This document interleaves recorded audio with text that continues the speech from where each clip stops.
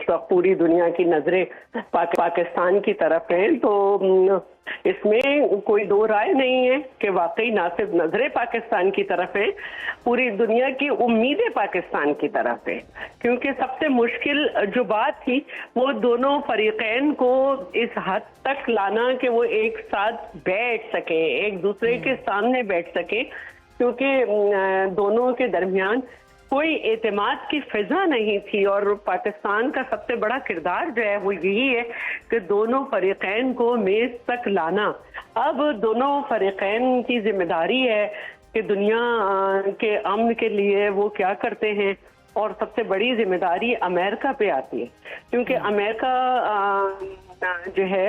उसके साथ ठीक है कि अमेरिका इतनी दूर है ना, वहाँ कोई मिसाइल पहुंच सकता है ना कोई वो, लेकिन हमें ये तो देखना पड़ेगा कि एक सुपर पावर के सदर को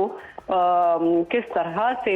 उसकी फौज ने भी जवाब दिया, उसके मुल्क में भी उसके खिलाफ रद्द-ए-अमल आया, कांग्रेस का भी रद्द-ए-अमल आया, रिपब्लिकन डेमोक्रेट सबका रद्द-ए-अमल आया। तो और वहाँ के वो भी रिलीजियस लोग जिनको बज़ाहिर उसने बुला के ये शो किया था कि मैंने दुआएं मंगवाई हैं, वहां पर भी जो है वो सबने देखा कि उनके साथ क्या सलूक हुआ और वो क्या चाहते हैं। तो सेंस ऑफ नेशन आप कह दें या sense of population of America कह दें, वो ट्रंप के साथ नहीं है। और यही बात बिल्कुल शुरू में जब ये जंग शुरू हुई थी तो असेंबली के फ्लोर पे मैंने कहा था कि आप ये जंग हार गए क्योंकि आपके मुल्क से इसके खिलाफ आवाजें आ रही हैं। अब वो आवाजें इतनी तवाना हो गई कि वहाँ के आर्मी के जनरल्स ने कहा कि आप नहीं ओबे करें ऑर्डर्स को। लेकिन ईरान का जो माली और जानी नुकसान हुआ है, लेकिन उसमें ईरान के जो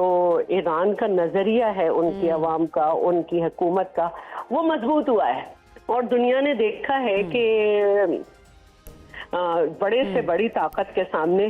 गैरतमंद जो है वो सर उठाकर ही चलते हैं। तो अब सिर्फ सवाल ये है कि देखना ये है कि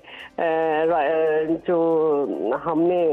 जो राइटर्स हैं और उनके पेजेस पे जो है वो ये बात वाज़ेह तौर पर